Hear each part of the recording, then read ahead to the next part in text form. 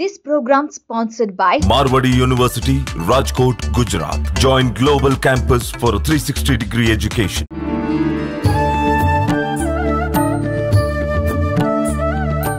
నమస్కారం, welcome to I dream. ధర్మ మార్గం కార్యక్రమానికి స్వాగతం. నేను మీ విజిత. ప్రస్తుతం మనతో పాటు ఉన్నారు శ్రీ రామభద్ర క్షేత్రం నుంచి పండరి సంతోష్ కుమార్ శర్మ గారు. ఇప్పుడు వారితో మాట్లాడి మరిన్ని విషయాలు తెలుసుకుందాం. నమస్కారం అండి. జై శ్రీరామమ్మ. ఎలా ఉన్నారండి? రామానుగ్రహం. నిజంగా ఆయన దయ ఉంటే అందరూ కూడా చక్కగా ఉంటారు. లోకాభిరాముడు కదా. అవును. టాపిక్ ఏంటంటే శ్రావణ మాసం. శ్రావణ మాసం ఆల్రెడీ స్టార్ట్ అయిపోయింది. శ్రావణ మాసం అనగానే మనందరికీ కూడా ఒక మంచి పండగ వాతావరణం, ఆ మాసం అంతా కూడా ఒక పాజిటివ్ వైబ్రేషన్ అనేది ఉంటుంది. ఎక్కువగా మనకు చూసుకుంటే శుభకార్యాలు కూడా ఈ మాసంలోనే జరుగుతూ ఉంటాయి. ఎందుకని ఈ మాసానికి అంత విశిష్టత? ఎక్కువగా ఈ మాసంలో ఎవరిని ఆరాధిస్తే బాగుంటుంది? రామాయ రామభద్రాయ రామచంద్రాయ వేధసే రఘునాథాయ నాథాయ సీతాయ పతయే నమః. శ్రీరామభద్రాయ నమః. శ్రావణ మాసం చాలా విశేషమైనటువంటి మాసం. శ్రావణ మాసం అంటేనే శ్రవణ నక్షత్రంతో కూడుకున్నటువంటి పౌర్ణమి. మనకు సౌరమానము చాంద్రమానం అని కలదు. మన తెలుగు వారంతా కూడా చాంద్రమానాన్ని అంటే చంద్రుడిని అనుసరిస్తూ జీవిస్తూ ఉంటారు. అందుకనే పౌర్ణమి చంద్రుడికి. ఆ పౌర్ణమి రోజు శ్రవణ నక్షత్రం ఉండడం ద్వారా శ్రావణ మాసం అని దానికి పేరు వచ్చింది. పౌర్ణమి రోజు ఏ నక్షత్రం ఉంటే ఆ మాసానికి ఆ పేరు వస్తుంది. కృత్తిక ఉంటే కార్తీక మాసం, జ్యేష్ఠ ఉంటే జ్యేష్ఠ. ఈ విధానంగా శ్రవణం అంటే వినడం అని అర్థము.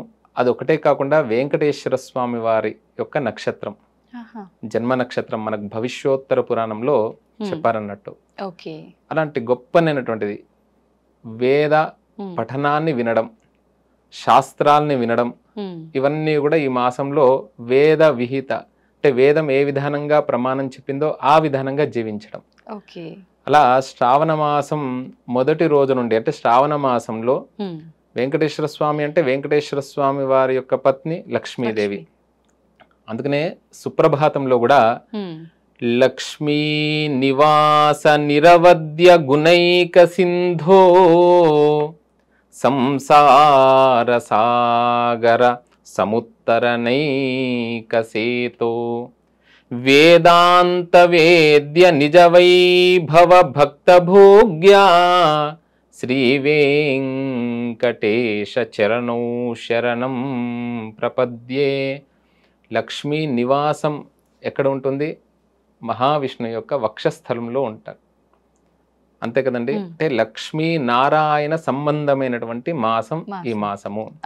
లక్ష్మీనారాయణలేనా కాదు, సకల దేవతలకు ప్రీతి అయినటువంటి మాసం. ఈ మాసం శ్రావణ సోమవారంతో ప్రారంభమైంది. తర్వాత శ్రావణ మంగళవారం గౌరీదేవికి, పార్వతీ పరమేశ్వరులకి. తర్వాత చతుర్థి నాగ చతుర్థి, నాగ పంచమి. ఈ శ్రావణ మాసంలో శుక్రవారాలు, శ్రావణ శనివారాలు ఇవన్నీ కూడా చాలా ప్రత్యేకమైనటువంటివి. ప్రధానంగా మనకు వరలక్ష్మి వ్రతము, హయగ్రీవ జయంతి, కృష్ణాష్టమి ఇవన్నీ కూడా వచ్చేటువంటి మాసం అమ్మ. ఎందుకనండి? అంటే మనకు శ్రవణ నక్షత్రము స్టార్ట్ అయింది, ప్లస్ వెంకటేశ్వర స్వామి యొక్క నక్షత్రం శ్రవణ నక్షత్రం, ఇవన్నీ కూడి ఉండటం వల్లనే దీనికి ఇంత ప్రత్యేకత అంటారా? అవునండి, చాలా విశేషమైనటువంటిది కదా.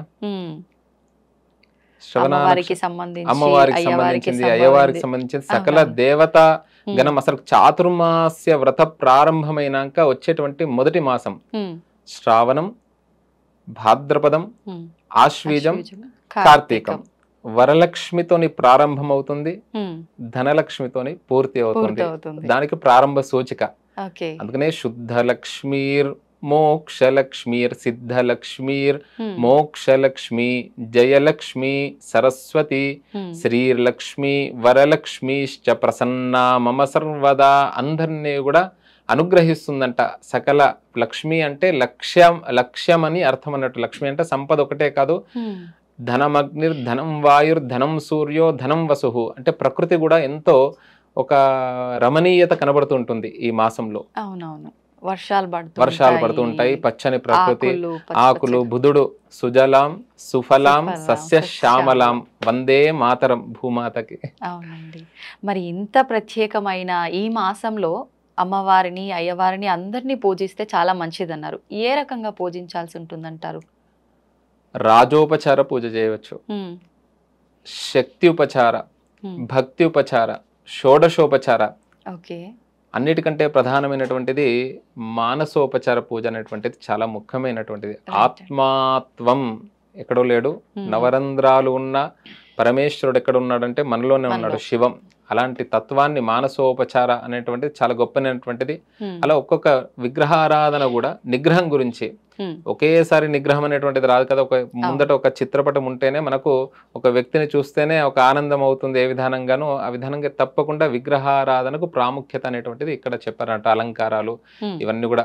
తర్వాత ఇక్కడ ఉత్తర భారతదేశం వైపు తర్వాత ఉజ్జయిని కాళేశ్వరుడు, మనకు సప్త మోక్షపురులు ఉన్నాయి. అయోధ్య, మధుర, మాయా, కాశీ, కాంచీ, అవంతిక, పురి, ద్వారవతి చేవ సప్తైద మోక్షదాయక. అలాంటి మహాకాలుడు, కాలం అనేటువంటిది జ్యోతిష్యానికి ప్రమాణం అక్కడి నుండే తీసుకుంటూ ఉంటాం. అలా మహాకాలుడు అక్కడ పరమేశ్వరుణ్ణి చాలా ఈ శ్రావణ సోమవారాలు చాలా విశేషంగా ఆరాధిస్తారు. కార్తీక మాసానికి ఎంత ప్రాధాన్యమో ఈ శ్రావణ మాసానికి కూడా అంత ప్రాధాన్యం. తర్వాత కాశీ లాంటి పుణ్య పురుల్లో కూడా చాలా విశేషంగా ఈ శ్రావణ సోమవారాలు ఆరాధన చేస్తూ ఉంటారు. శ్రావణ సోమవారాలు, శ్రావణ మంగళవారాలు, శుక్రవారాలు, శనివారాలు. శనివారం అయితే చాలా ప్రత్యేకంగా చెప్పారండి.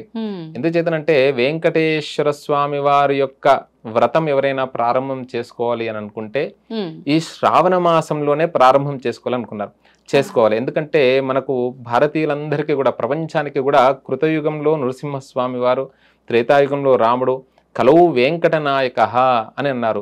అందరము కూడా కులదేవత ఎవరైనా మర్చిపోయినా కూడా వెంకటేశ్వర స్వామి వారిని ఎవరైతే ఆరాధిస్తారో వారికి కులదేవత అనుగ్రహం ఉంటుందని చెప్పారన్నట్టు. శ్రీనివాస కులదైవతం నః. ఆ వెంకటేశ్వర స్వామి వారి యొక్క అనుగ్రహం ఉండడం ద్వారా సూర్యేందు భౌమ బుధ వాక్పతి కావ్య సౌరే స్వర్భానుకేతు దివిషత్ పరిషత్ ప్రదానాః త్వద్దాసదాస చరమావధి దాసాః శ్రీవేంకటేశ చరణౌ శ్రీవేంకటాచలపతే తవ సుప్రభాతం. అంటే సూర్యుడు, చంద్రుడు, కుజుడు, బుధుడు, గురువు, శుక్రుడు, శనేశ్వరుడు, అంటే గ్రహ ప్రభావం ఎవరికైనా కూడా బాగలేదు అనంటే ఎవరైతే ఈ శ్రావణ మాసంలో వెంకటేశ్వర స్వామి వారి యొక్క దీపారాధన చేసి వెంకటేశ్వర స్వామి వారిని ఆరాధన చేస్తారో శ్రావణ శనివారంలో, అది కూడా సూర్యోదయానికి పూర్వమే. ఎందుచేతనంటే సూర్యోదయం ప్రారంభంలో ప్రతి శనివారం రోజు దుర్ముహూర్తం అనేటువంటిది ఉంటుంది. కాబట్టి సూర్యోదయానికి పూర్వమే లేచి నిత్యకృత్యములు చేసుకొని ఎవరైతే వెంకటేశ్వర స్వామి వారిని, వేం అంటే పాపాలు, కటతీతి తొలగించేటువంటి వాడు, అంటే పాపాలు తొలగిపోతాయంటే కర్మ ఫలాన్ని అనుభవించాలి.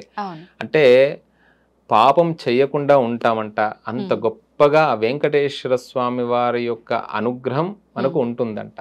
ఈ శ్రావణ శనివారాల్లో వెంకటేశ్వర స్వామి వారి దీపారాధన చేసి అలా 21 సంవత్సరాలు కానివ్వండి, లేకపోతే కులదేవతను మాకు తెలియదండి, కులదేవత తెలియదు, ఇష్టదేవత తెలియదు అన్నవారు వెంకటేశ్వర స్వామి వారే శ్రీనివాస కులదైవతం నః, శ్రీనివాస పరదైవతం నః, శ్రీనివాస పరమం ధనం నః, శ్రీనివాస పరమాగతిర్నః. నిజంగానే ఇలా మాటలతోని కాకుండా ఆ తిరుమల కొండ మీదకి వెళ్ళి అఖిలాండ కోటి బ్రహ్మాండ నాయకుడైనటువంటి ఆ వెంకటేశ్వర స్వామి వారిని ఒక్కసారి స్మరిస్తే చాలండి, అనుగ్రహం అంట. అలాంటి భావనతోని ఎవరైతే వెంకటేశ్వర స్వామి వారి దీపారాధన చేస్తారో వారికి దాస అంటే గ్రహాలు కూడా దాసులేనంట. ఆ స్వామికి దాసులకి దాసులంట. అలాంటి గ్రహ అనుగ్రహం ఉండి విజయవంతంగా ముందుకు సాగుతుంది అని చెప్పారు. ఇప్పుడు చాలా మంది శ్రావణ మాసం వచ్చినా, కార్తీక మాసం వచ్చినా నెలంతా కూడా దీపారాధన చేస్తుంటారు, మొత్తం ఆధ్యాత్మికం వైపే ఉంటుంటారు. అలాంటి వాళ్ళు ప్రత్యేకించి నియమాలు పాటించాల్సి ఉంటుందంటారా? తప్పకుండా. అంటే నియమాలు అంటే నిత్యము కూడా నియమంగానే ఉండాలని చెప్పారు. ఆచార ప్రభవో ధర్మ ధర్మస్య ప్రభురచ్యుతః. మనం ఆచారం అనేటువంటిది మనం ఇప్పుడు కరోనా సమయంలో మనకు ఏం చేశారు, చేతులు కడుక్కోండి, శుభ్రంగా కాళ్ళు కడుక్కోండి అంటే దాని ద్వారా ఇప్పుడు చెప్పారు కంటికి కాటిక పెట్టుకోండి అని అంటున్నారు. దాని ద్వారా ఇప్పుడు వచ్చేటువంటి ఏవైతే ఉండో దీనికి వైజ్ఞానికంగా కూడా ఎన్నో ప్రమాణాలు కలవు. మంగళగౌరి వ్రతంలో మనకు చెప్తారు. అంటే ఇప్పుడు తయారు చేసుకుంటే పూర్వం ఉమ్మడి కుటుంబాలు ఉంటుండే, ఇలా కంటికి కాటుక పెట్టుకోవడము, తర్వాత తిలకం పెట్టుకోవడము, తర్వాత ఈ పసుపు రాసుకోవడము, ఇవన్నీ కూడా ఈ నియమాలన్నీ కూడా శుచి శుభ్రత అంటే వర్షాలు పడి మనకు కొన్ని క్రిముల ద్వారా హాని జరిగేటువంటి సమయం, తర్వాత ఆశ్వీజ కార్తీక మాసాలు వచ్చేసరికి యమ కొరలు అనేటువంటివి బయటకు వస్తాయి. కాబట్టి ఈ 4 నెలలు మనం నియమంగా ఉండి మనస వాచ కర్మన ఆ భగవంతుణ్ణి ఆరాధించడం ద్వారా మనకు ఆరోగ్యం కూడా కలుగుతుంది అని చెప్పారంట. ఆరోగ్యమే మహాభాగ్యం కదా. ఆరోగ్యంగా ఉంటే ఏ కార్యమైనా చేసుకుంటాం. ఆ విధానంగా మనకు ఎన్నో నియమాలు చెప్పారు. ఇవన్నీ కూడా మన జీవన విధానానికి, జీవన గమనంతో సహా జీవిత లక్ష్యాన్ని చేరడానికి చాలా గొప్పనైనటువంటి అనుగ్రహం. భారతస్య ప్రతిష్ఠేద్వే సంస్కృతం సంస్కృతిస్తత. భారతదేశానికి ప్రధానమైనటువంటిది ఏంటిదంటే మూలమైనటువంటిది మన యొక్క సంస్కృతి, మన యొక్క సంస్కృతమే. చెట్టుకు వేళ్లకు నీరు పోస్తే చెట్టు పత్రాన్ని, పుష్పాన్ని, ఫలాన్ని ఏ విధానంగా ఇస్తుందో భారతదేశంలో ఆచరించేటువంటి కర్మాచరణ తన ఒక్కడికే కాదు, తను బాగుంటాడు. ఒక కుటుంబంలో ఒక వ్యక్తి బాగలేకున్నా కూడా ఆ కుటుంబం అంతా కూడా ఏ విధానంగా ఇబ్బందులు పడుతుందో అలా ఒక వ్యక్తి బాగుండడం ద్వారా కుటుంబం బాగుంటుంది. అయం నిజః పరోవేత్తి గణనా లఘుచేతసాం ఉదార చరితానాంతు వసుదైవ కుటుంబకం. అంటే భారతీయ జీవన విధానం ఎలా ఉంటుందంటే తను బాగుండాలి, తను బాగుంటే కుటుంబం బాగుంటుంది, కుటుంబం బాగుండడం ద్వారా సమాజము, దేశము, లోకము అంతా కూడా క్షేమంగా ఉంటుందంట. అందుకనే ఈ వేళ్లకు నీరు పోస్తే చెట్టు పత్రాన్ని, పుష్పాన్ని, ఫలాన్ని ఏ విధానంగా ఇస్తుందో భారతదేశంలో ఆచరించేటువంటి ప్రతి ఒక్కరు ఆచరించేటువంటి కర్మాచరణ, ధర్మాచరణ లోకాహ సమస్తాత్ సుఖినో భవంతు, లోకమంతా కూడా క్షేమంగా ఉంటుంది. తప్పకుండా ఈ నియమాలు, ఆచారాలు ఇవన్నీ కూడా మన యొక్క శ్రేయస్సుకు, మనకు భగవంతుడు ప్రసాదించినటువంటి ఈ జన్మను సార్థకం చేసుకోవడానికి ఉపయోగపడతాయి. సంతోషం అండి. నిజంగా చాలా చక్కటి విషయాలు, మంచి మంచి విషయాలు తెలియజేశారు. ధన్యవాదాలు. జై శ్రీరామమ్మ.